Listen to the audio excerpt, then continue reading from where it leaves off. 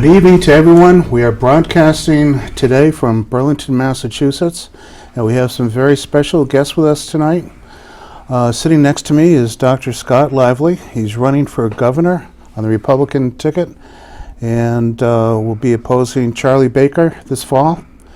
And next to Scott is Heidi Wellman. She had run for Senate, didn't win at the convention, but she has now joined the Scott Lively campaign. And Heidi, we hope to get you shortly. We want to hear about what you learned on the campaign trail. But first, we want to welcome both of you. Thank you for showing up tonight, and thank you for being willing to answer some of these questions that will be quite pointed. And we're looking for what you believe the issues are for the state, as well as what the answers are that you'd have for us. On my left-hand side is Pat Marino, co-host with me, and he'll be asking some of the questions as well. And so I think we're looking forward to it. So Dr. Lively, let me start with this. Could you tell us a little bit about your background and end up with how you came to run for governor of this state? Yes, well, I was born and raised in Shelburne Falls in western Mass, the Wild West, born in 1957, and had a fairly uneventful childhood, but my dad had mental health problems, and I sort of retreated into alcoholism at the age of 12, discovered drugs at 14, and I spent 16 years as an alcoholic and a drug addict, homeless at times, wandering all over the United States, had a really wild time sowing all kinds of wild oats and getting into all kinds of trouble. And then in 1986, I got down on my knees. I surrendered my life to Jesus Christ. Instantly healed and delivered, never had another desire to take drugs or drink ever again. Oh, amen. And everything changed in my life, and I went from being the kind of guy that you would see stumbling out from behind an old abandoned building, long greasy hair and leaves hanging in it, to today, sitting with you here. I'm a licensed attorney in California. I graduated magna cum laude from Trinity Law School. I hold a Doctor of Theology degree and credentials in international human rights. So when did you graduate from college with a doctor's degree? I got the JD I got in 1999, and in fact I went back to school at 35 to get, I had no credentials. In order to get into law school, I had to get an associate's first, then a bachelor's degree, BA, and then get into law school, which I did all in my 30s. And then in '99, I graduated Trinity Law School, passed the bar, toughest bar in the nation, California, and then opened the Christian Mediation Center in Sacramento, California. It was my first area of law practice, helping people stay out of court by mediating and arbitrating their disputes, and then gravitated from that, and I opened a for-profit law firm that was doing very well, and a public interest law firm called the Pro Family Law Center, and did constitutional law, which is actually my favorite, and I am a constitutional law attorney. That's been my primary intellectual emphasis. Well, Pat and I are for the Constitution, definitely. Yeah, Glad to hear somebody who's supporting the Constitution and strong pro-Constitution. constitutional originalist. I've done a lot of study on the history of our country, and I'm firmly committed to the original intent of the Constitution as the founders wrote it, from the perspective that they had, not the perspective that people have of it today. yeah, and the way they've tried to change it. That's right. Yeah. Judicial activism, one of the most egregious problems in our society. Yeah. I've read a little bit about you. I've heard a little bit about you, not as much as I had just recently, as a matter of fact. You're quite a traveler. Yeah, 58 countries so far. Well, without naming all 58, can you? Why did you end up in in Russia in particular? Uh-huh. You traveled Kyrgyzstan, I think you mentioned, and what was the reason for? And then, of course, you were in Africa, in Uganda in particular. Uganda, I read a little Kenya. bit about it, but why don't you tell us a little bit about your travels and those two particular spots? Well, I have always had great interest in travel. Even as a drug addict and an alcoholic, I hitchhiked all over the United States. I used to sleep under bridges and things. I hit all the 48 continental states.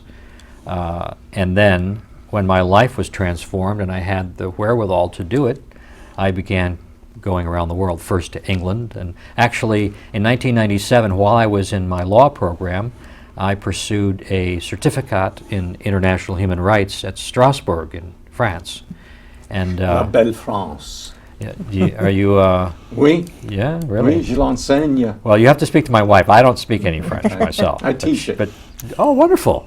Yes, my wife is actually so good that French people actually will think that she's French. Now, What's her name?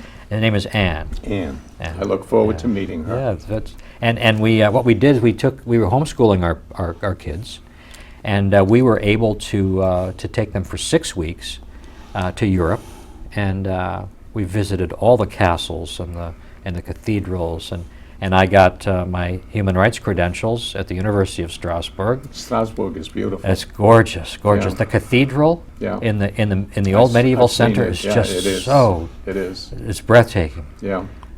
But anyway, and that was the beginning, and 58 countries now, and frankly, the 2 years before I came back and launched this campaign, I was doing a personal fact-finding tour of the populist conservative movement around the world. It isn't just an American phenomenon; this is global, in 27 countries.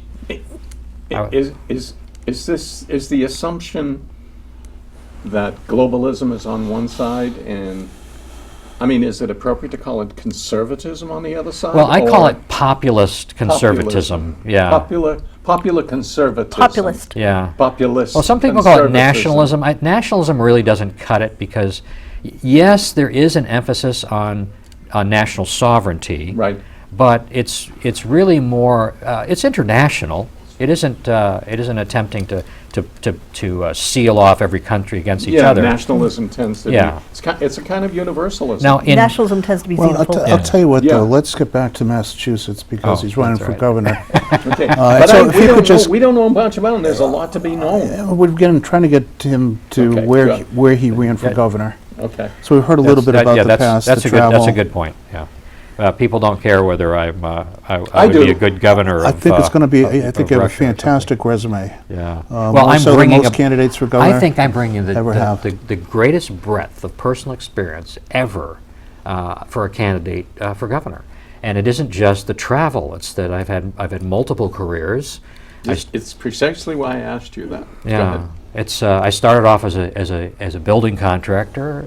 I developed a one call does it all building trades collective, and operated that for a long time. Very creative, a lot of fun to run. You did the organizing or the I, actual I, work? I or invented both? it. I just, from the ground up, really what it was is I wanted to get jobs as a contractor, and I didn't know how to do a lot of things, so I would find somebody else who knew how to do it.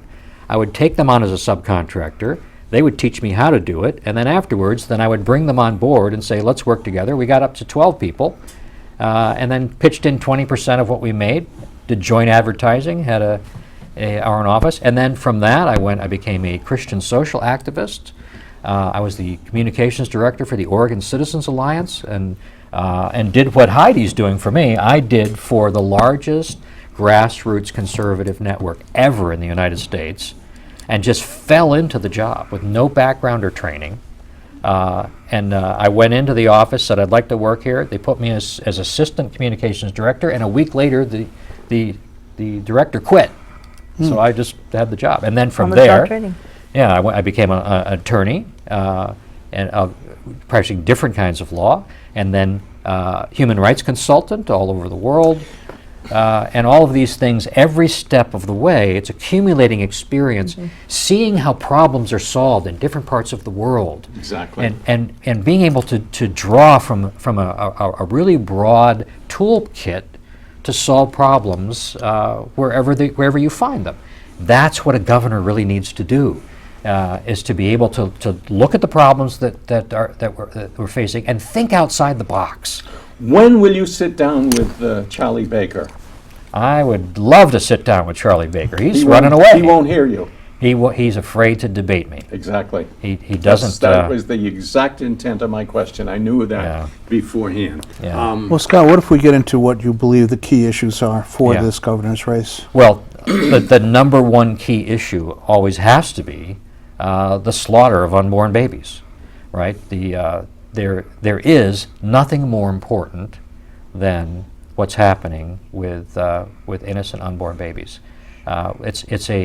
It's an inalienable right recognized in the Declaration of Independence, the right to life.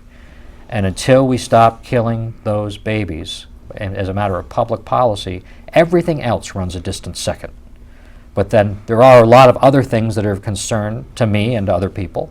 I think defending the Constitution, restoring the Founding Fathers' vision for America, which began right here in this state. Yes. Local control, limited delegated powers, right? Small government, not just smaller government, but small government. This state has been taken over by Marxists, and they've established a quasi-communist government of top-down rule and statism, in which the state is assumed to have control and power over everybody's lives, including the children.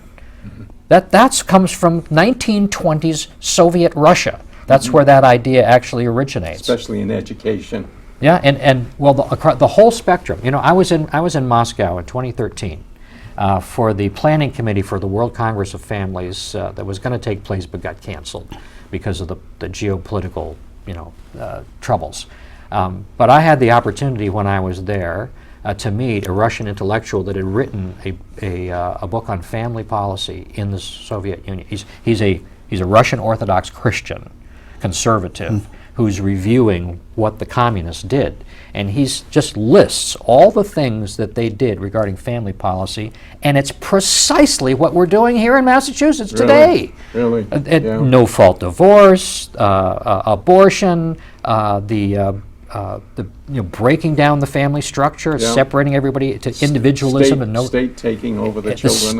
Statism. Yeah. All of these things were invented by the Bolsheviks in the 1920s in Soviet Russia, and Americans have no idea. We thought we conquered communism Yeah. under Ronald Reagan, and we did for a while. But meanwhile, while we're fighting Russian communism, Soviet communism, cultural Marxism has come into our country in the 30s and is creeping up in the university system. That's why the universities are such atrocious about political correctness, and you can't be a conservative on college campuses. Where does that come from? That's cultural Marxism. It's totalitarianism of the intellect. There's no free market of ideas But I think there. some of it even begins as low as high school. Oh, well, even all the way down to Indoctrination. all the way down to Indoctrination, exactly. preschool even. Exactly. Those policies. I've seen it. Yeah, and this isn't coming from the U.S. This is from the United Nations. United Nations establishes the education policies that are sort of put down through the feds to the states all the way down to the bottom. I was there in Europe. I studied. I got my human rights credentials in a program administered by the United Nations. I saw all this stuff from the side, how the treaties work, right? How the Isn't the United Nations the first step to globalism? well, it is. It's the European Union is the model for the one world system, but taking it back here to Massachusetts and looking at where we are in the I Commonwealth. appreciate that. Yes, and I saw you're looking with that look, because you're right. How does it apply to people here in Massachusetts? Well, we're suffering the consequences of giving up the treasure that was handed to us by prior generations, starting with the founders. Giving that up to people who have a completely opposite worldview and that have robbed us of the legacy that the founders gave to us. And they're chipping away every single day at, for example, the Bill of Rights, right? At the time of the founders and all the prior generations, all the way up to the 1960s, the concept of the First Amendment, right to freedom of speech, freedom of religion, those kinds of things, we were living them the way the founders intended them. today, since the 1960s, all that's been turned on its head. Yeah. There's a whole lot, you can't talk about certain things. Right. Right? Right. The Second Amendment is being jackhammered by the left. And Charlie Baker's just going right along with it, Yeah. right? He's Yeah. he's capitulating to the cultural Marxists and the attack on gun ownership. But it isn't just the Second Amendment; it's the Fourth Amendment, the Patriot Act, and what we've suffered in terms of a loss of the right to the sanctity of our home and the right against search and seizure and fundamental common law principles, habeas corpus, and these sorts of things. And now they're trying to take the guns away, And too, now they're as trying to well. take away the guns. It's the entire Bill of Rights is under assault. States' rights, the Ninth Amendment, the forgotten Ninth Amendment, the right that everything falls to the people that isn't delegated to the government. I think we're going to have to have another show just going over what those Oh, I first know. 10 There's just so much here. amendments But Sorry. are. So much here. importantly, his whole theme is pro-family. Yeah.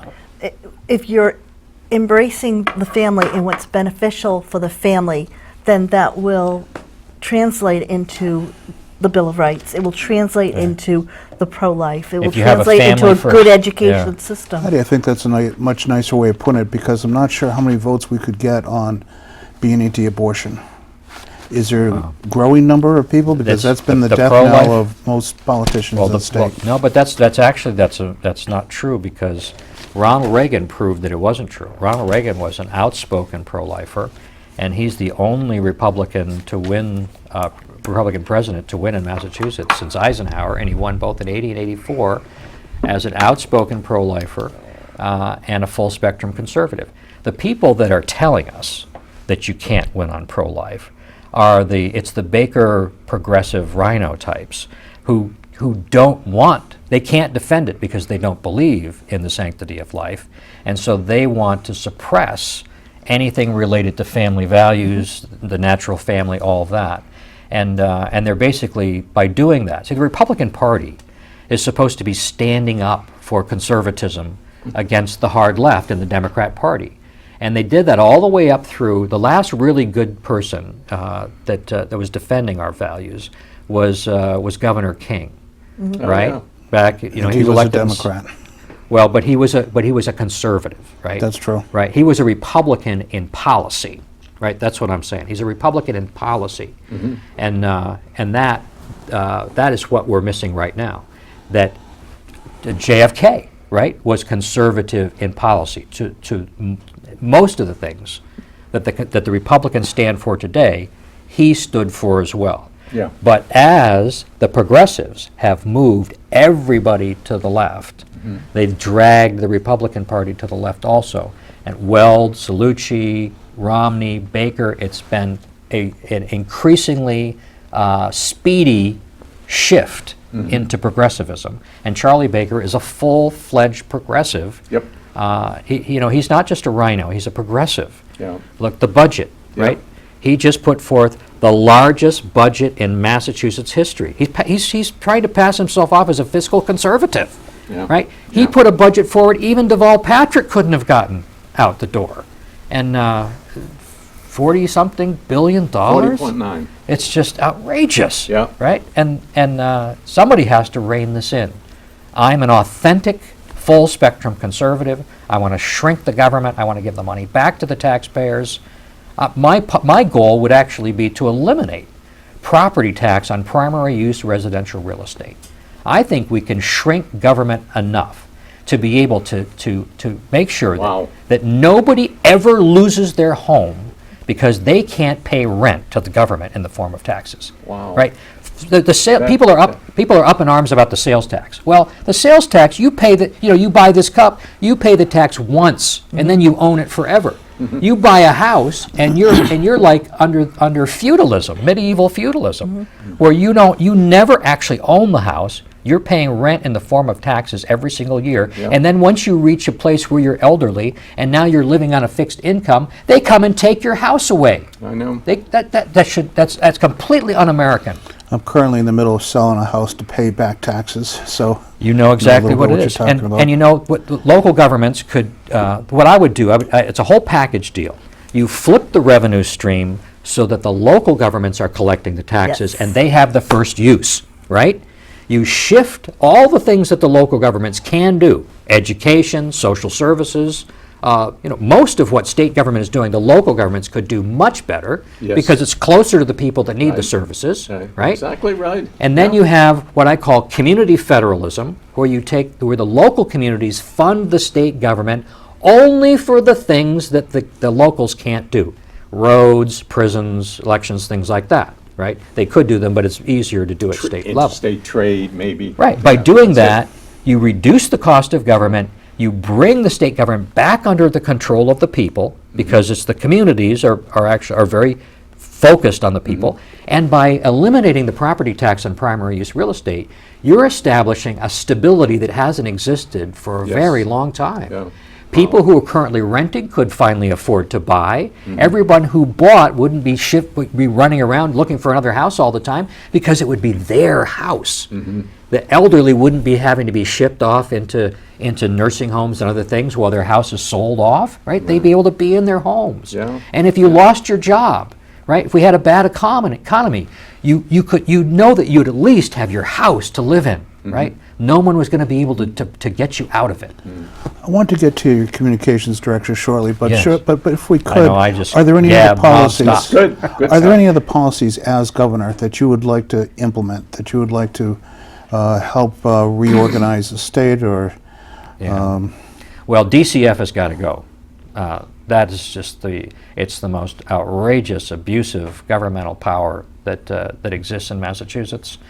What they've done to the kids is criminal. There are people that have been involved in DCF that should be in jail for what they've done. The negligence in allowing the kids to be lost and abused, and it's just atrocious. It's criminal. Could you give some examples that? Well, just the enlighten Justina our- Pelletier Justine, cases. I was just going to say that. Yeah, Justina that's- Pelletier. That's one They that took her away. people Is would know. That one that's common? Is that repeated Well, through I DCF? had, the Boston Broadside published my Yeah, I piece think on. we ought to give them a plug, and your article on DCF is in here. Yeah. And because I It's really a great publication. It's the thoroughly- best it is. conservative media in I can the find state. the front page, Boston Broadside, okay, and I'm sure that, I can't think of his name, Linehan? Lonnie Brennan. Lonnie Brennan will be happy to know that we are including his paper. There's a great article in here on DCF written by His Honor here, and I'm sure that you'll enjoy it. Right in the front page, current issue. Well, a lot of people are familiar with the Justina Pelletier case. Yeah. It got a lot of media, it got national big. attention. Yeah. Right? But look what it took to get that poor little girl out of the clutches of DCF and back Yeah. to her parents. It took a national campaign. It took rallies. Yes. It took lawyers getting involved Yeah. and filing lawsuits, and in the end, they just simply orchestrated her return to her parents in a way in which they accepted no culpability whatsoever, never admitted that they'd done anything wrong, and it's Were you- terrible. Were you've been a guest on the Jeff Cooner show, I think, Yeah, haven't great you? guy. Yeah, I love Jeff. Yeah, he is, and he was. I remember he covered that Yeah. case Well, extensively. It's been long- held rallies in the Springfield area to free Justina, and Is Marty still in jail for that? I think that there is a candidate that's running. Well, he was trying to Yeah, run. he was trying to run. He got shut out at the convention. Yeah, he was. Who is this? This is a man who got in some kind of trouble. He crossed the He powers. was a human that be. rights activist who had a background in computers, and he was trying to bring attention to the situation, and he hacked into the hospital system and did a DNS or Denial of service. Yes, and so he hit them multiple times and shut down the servers, and there were no damages resulting. Nobody was injured. Nobody lost a connection. They were trying to claim that doctors weren't able to access their online information, but there was no damages. And as you know, in order to prove a tort, you have to have duty owed, duty breached, and damages. Right. But they had him locked up in jail. He's been in jail now since 2016. Still? Really? He's down in Plymouth County Jail, and he's locked up because he had a federal he had done a felony where he had hacked into a system, and I felt that it was unjust because there were no damages, and yes, he did cross the line. He's willing to stand up and take, a penalty for it, as we all do. That's the whole Right, process. But I think they've gone overboard in trying Yeah. to make an example of him. Yeah. And he was trying to run for U.S. Senate here in Massachusetts, again, to bring to the attention of the fact that the judicial system is not working. Yeah, And yeah. when he came before the convention, his wife, obviously he's in jail, his wife asked for an extension in his candidacy because, they were pending this action before the Right. judge, hoping that this would be He would- dismissed. yeah. And the convention outright refused to allow him to even What is be a his name candidate. again? I don't remember his last name. I It met begins his with a G. wife. I met his wife at a Second Amendment rally in front of the State House, and I wasn't aware of his case. And That was the same day I met her. oh, really? Yeah, I was Okay, there. all right. And it's heartbreaking stories, but there's There are there are others. thousands of heartbreaking stories in Massachusetts. When the Bible says, when the wicked rule, the people groan, and that's what's happening there. Massachusetts has devolved into a marriage of government and organized crime, and if you don't have to look any further than the two most recent revenue-producing policies that the state has adopted, right? Gambling casinos and mind-altering drugs, right? Those aren't conservative values, right? No. That's organized crime. This It is like is. something out of The Yes. Godfather. Yes. And that And people resort to vigilante law when that happens. it's just atrocious. And and now, especially with the pot smoke. I mean, I smoked mountains of pot. That was my drug of choice when I was a drug addict. I took everything else too, including opioids, although I never shot them. But marijuana was my drug of choice, and it does terrible things to your brain. It's an awful drug. It stinks. The worst thing about having legalized it is now all the teenagers now believe that it's okay for them to smoke pot. I know. Because the It's like adults have legalized. all of civilization has And no moved one's up another enforcing, step. right, no one's No. enforcing the law against teenagers smoking pot. And so there are probably tens of thousands of high school kids That across are already, Massachusetts yep. going to school every day high, not with no possibility of being able to learn anything. I know. I went from the top of the class to the bottom of the class in algebra. When I started smoking pot in like the second week of high school in ninth grade. And I went from literally the top of the class to the bottom of the class in about 3 weeks, and I ended up dropping out of school because your brain can't work when it's full of dope, and that's one of the reasons why the test scores and why the performance is so terrible in the public schools. Nobody says a single word about this, right? And the parents don't get involved. Well, it's become a celebrity, a fad issue to be in support of marijuana. But who's behind all this? It's George Soros. It's Yes. it's the '60s radicals, right? Yeah. And all this pretext that this is a medical treatment. Well, maybe for a tiny fraction of a percent of people, but come on. And how is it that nobody is unmasking the emperor, right? Who has no clothes, about the real reason why marijuana was legalized? Is so people could smoke pot, not because they have medical conditions, because they want to get high. Right. Right? And that's a capitulation to 60s mentality that's self-destructive, socially destructive, and advances an organized crime mentality. So kids and parents, I hope you're listening to this advice. I hope you listen to Dr. Lively's advice on this. I wanted to get to your communications director because I admire her run for Senate. She was I did too, conservative, yes. she was constitutionalist and anti-corruption, and those I felt were my issues. So how would your campaign, how did it go, and what did you learn about campaigning in Massachusetts? Well, as you know, And then finally, why did you join the Right. Scott? everybody wants to Lively know campaign? that because it appeared to come out of the blue why I joined Dr. Lively, but it wasn't. We have similar concerns. We have a similar platform. And when I met him in January, the day that we were pulling nomination papers, he suggested that I run as a lieutenant governor. But I was already invested to run as a U.S. senator. And we found that our platforms were very similar, that we were pro-family, that we were pro-constitutional. We were looking to get corruption out of government. He was looking for it at the state level, and I wanted to do it at the federal level. And I thought that together we would work very well. Be a lot of synergy there. Yeah, Yes, yeah. yes. And so that was really my aim, was to try to change Washington through a coalition of other candidates. And but I had a lot of obstruction in the process.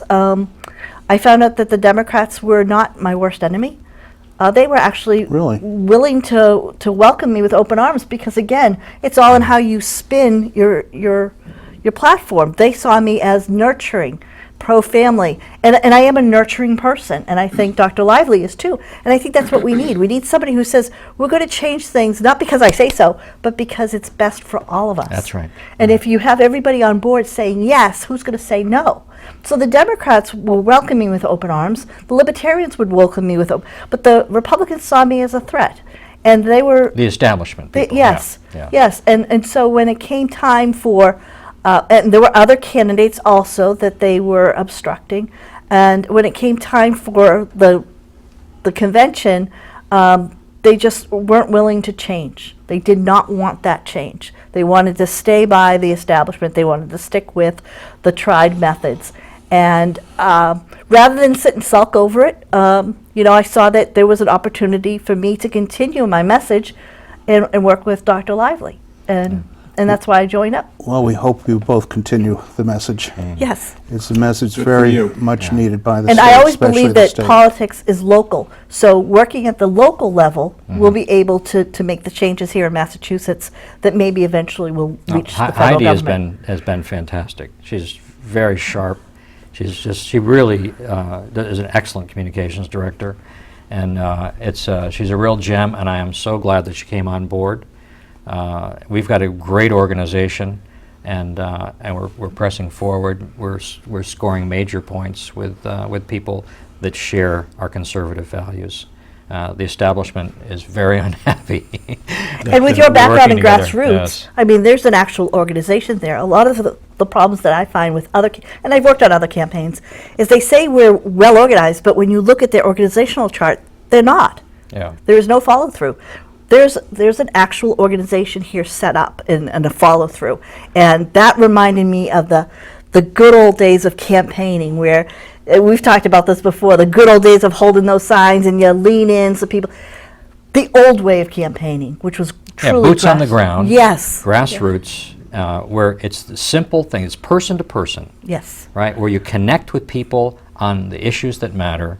That it's not, the establishment always tries to keep everything limited to 1 or 2 or 3 issues that they control. But we're full spectrum. We have a worldview that touches on everything.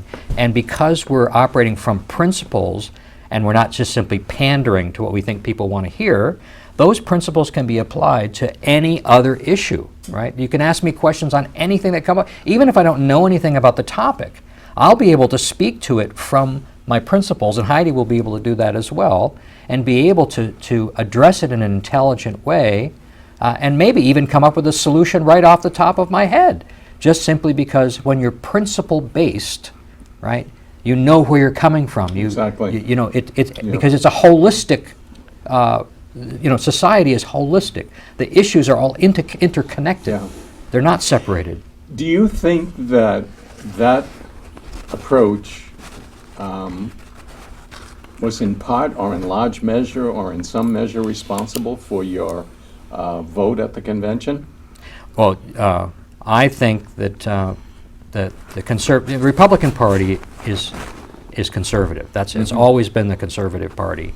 There's an awful lot of liberals that have come in because of Baker. He's brought them in. They're really Democrats in Republican clothing. But still, the base of the party is conservative. And they have been hungering for somebody who actually can speak forcefully, that's articulate, that's not afraid, that's not afraid of the media, that can take the hits and doesn't bend and doesn't break. And so when I stood up and I spoke from my heart, I expressed an authentic, full-spectrum conservative perspective. It was like a fresh breeze blowing the smog out of the room, and the people just, I got a ovation, right? And the people just jumped out of their chairs to go and vote for me. The best part, and everyone I've spoken to has mentioned this part, is when there was a heckler, and he took control, Dr. Lively took control of the situation and called that person out and told them to leave. And everybody was excited about that because he took control. And that's what we want to see. We want to see a strong leader who's going to say, Exactly. this is not acceptable. You said that. Yeah, that's This right. is not acceptable. And that's the problem, is that when people follow leaders, and when you stand up and you show courage in the face of persecution. Yes. See, that's really what my life has been about. I'm known for being anti-gay, right? That's what they hit me with all the time. I'm not anti-gay. I love people who struggle with same-sex attraction, but I don't go along with the public policy, right? And here I am interjecting that into this interview that otherwise has not done it, because it's something that's not my main focus, but I'm pointing out that I have stood on my principles on that for 30 years. And the left has tried everything that they can to silence me. I've had death threats, bomb threats, hate crimes, lawsuits, vandalism, everything you can think of, and I have never shrunk from my principles. Now, you may not agree with me on that particular issue, but isn't that kind of personality exactly what we need in the corner office? Yes. On the issues you care about, Yeah. right? That we agree on. Yeah. Because I'm not going to turn and run just because the media hits me negatively with a Yeah. news story.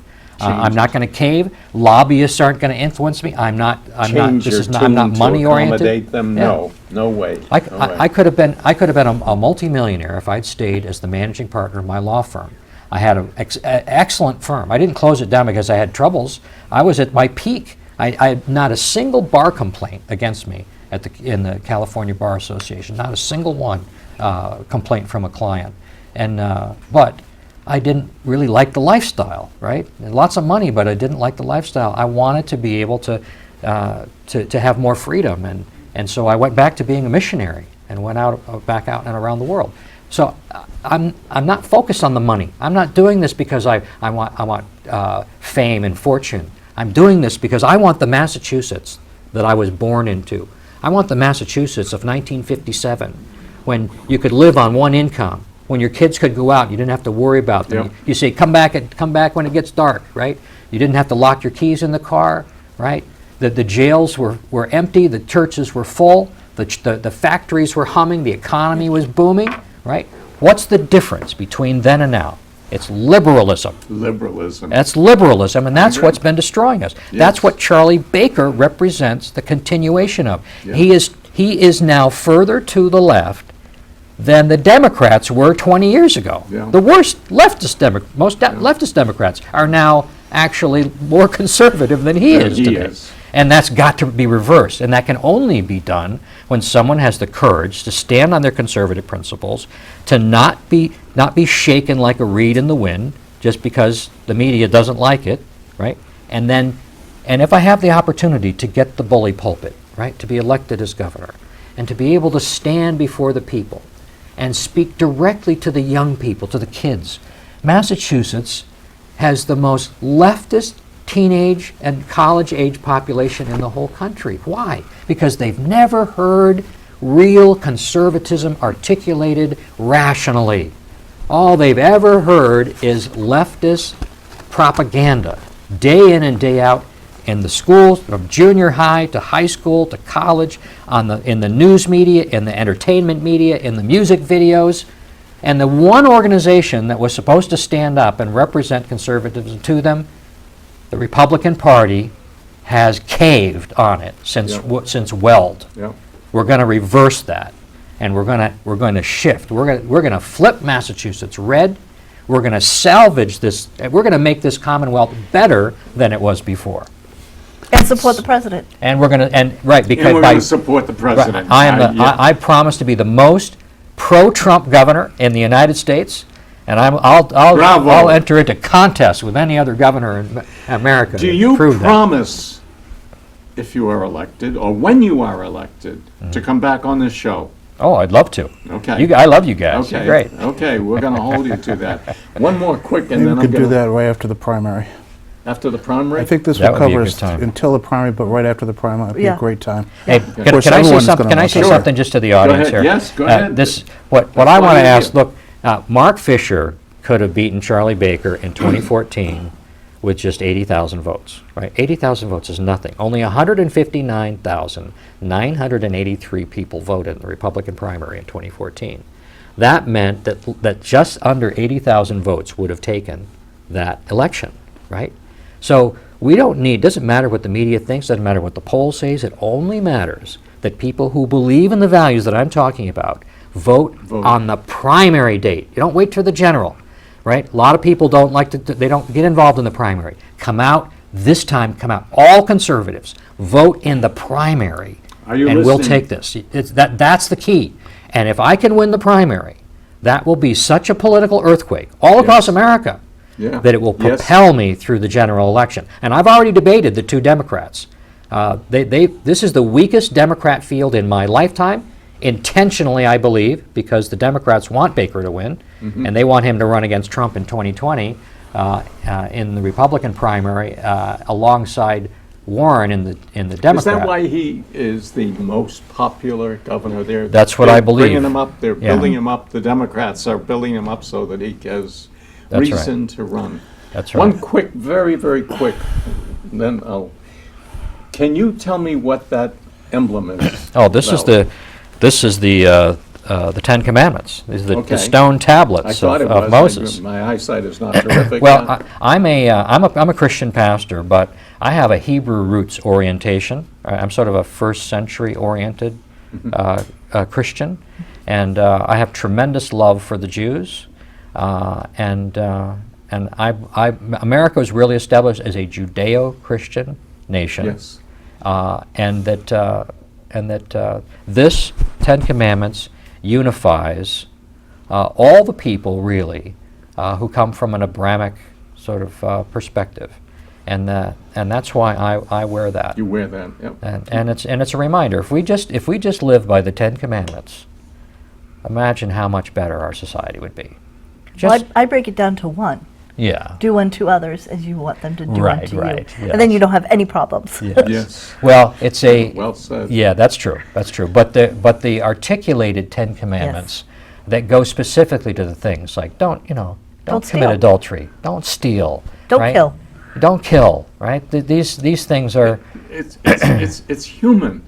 Yeah. It's the way. It's the only way it should be. yeah.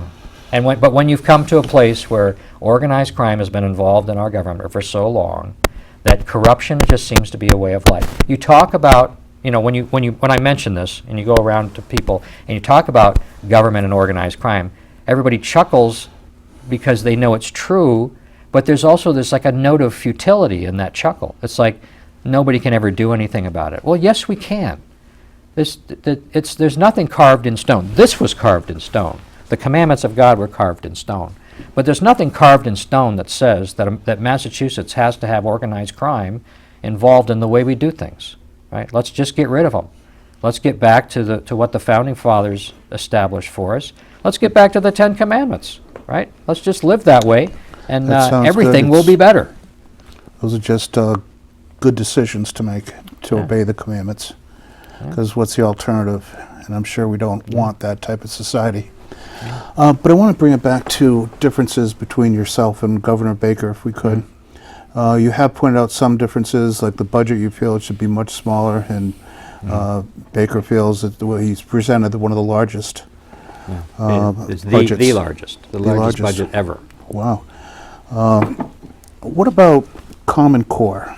Have you had a chance to study that? I call it Commie Core, right? This is, once again, this is a United Nations inspired education policy that's come all the way down to the local level.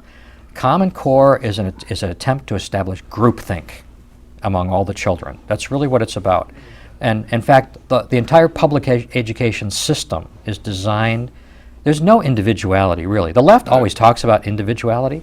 It's just a lie. What they want is rubber stamp on everything that they care about. That's what political correctness is about. That the kids are not allowed to have kids are not allowed to be pro-Trump, right? They're not allowed to be pro-life. They're not allowed to talk about evolution. Not allowed to say a prayer. Right, to have to say a prayer, yeah, right? I That's was gonna not the say, free yeah. marketplace of ideas. Yeah. That's not free speech. That's not the America the founders established. That's communism. That's a totalitarian mindset that says you are going to. You know what political correctness is? Yes. Political correctness is the moral code of secular humanism, which is the religion of Marxism, right? Nobody. Say that again. That's Right, true.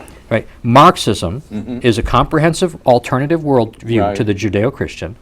Secular humanism is the religion of Marxism, Okay. and political correctness is the moral code of the religion of secular humanism. Oh, I see. Yeah. Which is why the Well communists, said. the first thing they had to do was to ban any religion. That was the first thing they did. Okay, I wanted to go on to a couple other issues, Okay. just to quickly get as much out as we can. I guess we only have about 12 minutes left. Let's go to sanctuary cities, which it appears like Charlie Baker is moving closer and closer towards that position. Well, Baker already said that that's a matter for local control. That's not a matter for local control. Look, an immigrant is someone who knocks on the door and asks to come in, right? Follows the rules.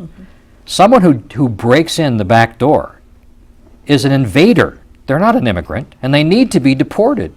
Otherwise, you demean the rule of law. I just did an interview with a Chinese newspaper, an anti-communist Chinese newspaper reporter, that all the Chinese people are immigrating to our country legally, right? They're standing in line. They're following the rules. They're jumping through all the hoops.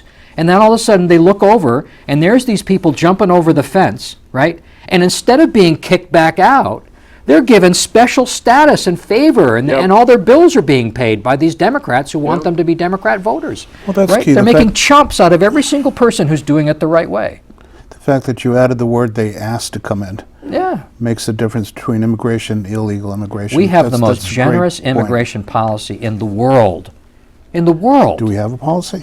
Yeah, we have a wonderful legal immigration policy. Have you ever that's heard- not being Have you ever I'm sure you must have heard Cooner. What's his name? Jeff Cooner? Jeff Cooner. Yeah, great and guy. His story about how he rails against. It took him years and cost him a ton of money. Yeah. To finally make it from Canada, no less. Well, look, the only reason that these Democrat governors are doing sanctuary cities is because these invaders are going to be Democrat voters. That's Exactly. it. They're padding Exactly. they're padding the voter rolls Right. with people that are dependent on them, right? Yep. That are beholden to them. Yep, If yep, these guys, if all of a sudden these illegal aliens started voting Republican and they came out and holding Oh my Republican God. rallies, they'd be kicked out of those cities faster than it'd make your head spin. Well, that's true. Let's go to one more topic, and let's see how you handle this, because I'm not quite sure where Charlie Baker is in this, but how about talking to us about the Second Amendment? Oh, yeah. It seems to be quite The bill that's popular coming with up. Yeah. This, quite popular with Republican voters. well, I'm a constitutional originalist, and that means I follow the intention of the founding fathers on the Second Amendment. I'm much stronger on the Second Amendment. 100% no compromise on the Second Amendment. I don't think that there should be the kind of restrictions that we're seeing at all, I believe that Americans should be the best armed and the best trained weapons owners in the world. We should have better policy than the Israelis and the Swiss do, not just comparable. We should have the best policy. It's the criminals and the terrorists that should be afraid to leave their homes, not our family members. And if we had that kind of policy regarding guns, we wouldn't have the kind of trouble going on Right. in our inner cities that are happening. We wouldn't see these kind of school shootings because the people that are carrying these things out, the wicked prey on the weak. They run from the strong. And that's where we're falling down. We're following a path of weakness, and we are making ourselves vulnerable to the very people that we think that we're stopping by taking the guns away. We're empowering them by this capitulation to the leftist mind. And the leftists, they don't want to just restrict the guns. They want to take them all away. They want to disarm Americans. And why? They're useful idiots for the future socialist totalitarian state that will operate as a police state, as they always do. Every Marxist regime always ends up in a police state. It's just inevitable. Look at Venezuela right now, the latest example, Yeah. and a long line Yeah. of socialist countries. They can be stable for a while. They sort of degenerate over time, and to the extent that there's a resistance to the socialism in the country, it actually preserves the country for a long time. But once the resistance is defeated, they collapse very rapidly. But what would you tell the students and parents of students about the gun issues, the school shootings? I'd say What would get you your have kids to out say of the to them? schools until we've changed our policy. And what That policy would you like to homeschool- see? Well, what I'd like to see school officials, teachers, administrators that salted among them people like the air marshals on the airplanes, right? Not every teacher has to be armed, but the idea that a teacher somehow can't multitask, that a teacher can't teach if they happen to have a concealed weapon is ridiculous, right? The other I am a thing- teacher and I agree. The other thing interesting to me is that all these schools where they had the shootings were gun-free zones. Right. And now nobody has Yeah. a gun there. So It's just absurd. Everything's up backwards. I did a gun control debate at the Boston Public Library with the two Democrat candidates about 3 weeks ago, and it was sponsored by the Alumni Association from the Parkland High School. There where the most recent, or one of the most recent shootings was, and by just simply speaking common sense, Second Amendment perspective, I actually won over quite a few people in that room that came in completely committed to banning the AR-15 and all of that. But it's just simple, basic common sense. go ahead, like what? Like, for the example, common sense? like I pointed out, look, that we were in a room that's very long. I said, if someone were to come in here into this room right now and wanted to do harm to us, there's no way you could get the police here fast enough to protect you. Right. Some of us would die for sure. But Yep. if at least one person in the room had a gun, they could stop that person. Maybe you'd get one or two, but he wouldn't get 20. Yeah. And you wouldn't want, in that situation, you wouldn't want a handgun for that because of the distance from the door. You would want to have an AR-15, which is not an assault rifle, it's a defense rifle, because the handgun, the shorter the barrel, and they had never heard this before, the shorter the barrel, the less accurate the bullet. Right. That's why you have a long barrel gun. That's what an AR-15 Makes is. sense. It's and they're really no different except for that. They're both semi-automatic. One trigger pull, one bullet. One trigger pull, one bullet. Right. But you want the longer barrel so that you have greater accuracy for something that's charging you from greater distance. Sure. You can't use a single shot weapon in that kind of a situation because you can't reload fast enough. Like if 4 people are coming in and they're gonna kill your family and rape your wife, right? You don't want a single bullet rifle. You got to have something, one trigger pull, one, and you don't want a machine gun. You don't want an automatic weapon, which Yeah. are illegal, Yep. because there's no accuracy, right? Yep. That's what it's all It about. just sprays everything, So once you speak sort of common sense to the people, then they They get it. begin to think about it. That's and, right. Yeah. Right. Then I want to make sure also we covered a little bit more about corruption in the state. Yes. So I think that's going to be a very high ringing issue. I know when I was campaigning with Heidi Wellman, it was pro-gun and it was the anti-corruption that Yeah. got people's attention. Well, that's the overarching theme for just about everything that I talk about. We've talked about the DCF a little bit, although I have a feeling there's so much more to say about the DCF. Yes. Are there other areas of corruption in the state that you'd be concerned with, that you'd have plans that would help minimize corruption or eliminate it? Well, I think that the one. Let me just speak to the positive side. I think the best functioning aspect of our government are the, right? You know, really, you know, when you, there's real hold it public together. service, right? They hold everything together. They do a great job. They're honest. And they do what's in front of them. They get it done. They're for the most part, they're nonpartisan. And it's just really exemplify that. The further you get up the line, this is the problem.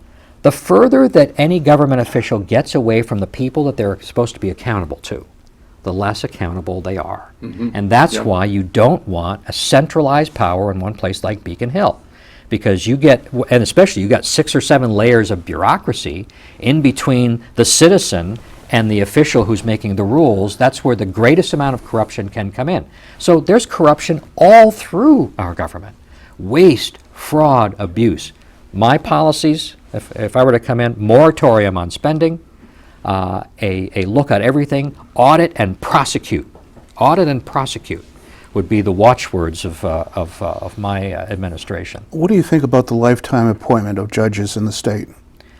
Well, Is that a possible area to look at to reduce Well, corruption? Well, in this case, it depends on who's appointing a judge. If judges are being appointed for their judicial integrity, then a lifetime appointment is great. But the more political a system is, like the system we have now, the greater the problem it produces because they're in there. You know, but as long as you get the impeachment power and you use it, that's okay. Having, I think we're running out of time here. It's so hard to use. Yeah, to it get is. to the It is point of hard. impeachment. Yeah, it should be easier. The governor's council should be empowered to do that. So. What is your take on the Judge Timothy Oh, Judge Feely? Feeney, right? The whole a good question. The guy that let the heroin addict go. Yeah. You know, it's just a single sentence comment, right?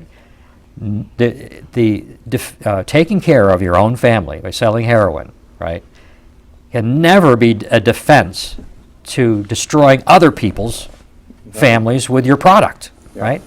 So the judge is got his head in the wrong guilty. place. He's guilty. He's guilty. We're getting down to, is Governor Baker vulnerable? Well, Charlie is extraordinarily vulnerable. He thinks he's untouchable, but the Republican Party, the base, is very unhappy with him, and the conservatives are delighted that someone's finally standing up and speaking their conservative language. And if they turn out in the primary, I will win. And that's what I'm completely focused on, winning the primary. If I can win the primary, I can win Hope the you're general. listening out there. We need you to show up at the primary in September. What's the exact right. date? How would much you time- like? September how much 4th. time do we September have? 4th. September 4th, and especially if you're a 46 seconds if you have a message for the Hey, people. Website. If you have votelively.com, but if you have stopped voting because you've been frustrated with the parties, come back in, get registered to vote, and get out there on September 4th for the primary. Very good. Dr. Lively, it has been a pleasure, and I'm going to hold you to that promise. I'll be back. 1 year from today, give or take a week or two, your phone will be ringing. Okay. Hopefully, at the governor's mansion. Yes. And I wish we had a governor's mansion. We don't. well, We- at the you know, that's governor's something that office. we ought to put in there. We Yeah. have some great historic buildings. that Okay, would work Dr. great. Lively and Heidi, thank you very much for showing up Heidi, tonight. We've yeah, enjoyed this thanks. discussion. Thank you so much. Thank you. We're out of time. And I guess all we can say is thank you if you're still there, and thank you, and don't forget to tune in again. Burlington and beyond. Yell.